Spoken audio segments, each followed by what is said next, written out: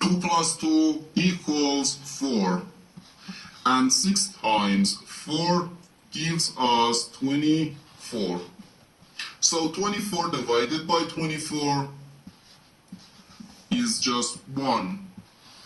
But this answer is not correct.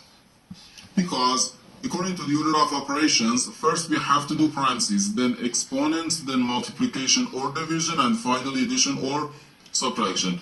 Remember that multiplication and division have equal priority and we have to go from left to right. And the same applies to addition and subtraction. In this expression, we have one division, one multiplication, and one parenthesis. Inside this parenthesis, we have one addition. Here we have a multiplication. Because in mathematics, when a number is placed next to parentheses, it means multiplication. And we usually don't write the multiplication sign for brevity. Okay? So, according to the PEMDAS, first we have to do this parenthesis, then this division, and finally this multiplication. If we do this multiplication before this division, it is wrong.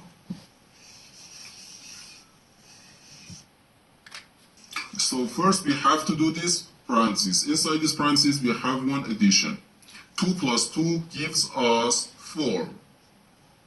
So 24 divided by 6 times 4. 24 divided by 6, then times 4. Now we have one division and one multiplication. As I said, multiplication and division have equal priority and we have to go from left to right. So here, first we have to do this division. 24 divided by 6 gives us 4. So 4 times 4, which equals 16. And this is our final answer to this problem. The correct answer is 16.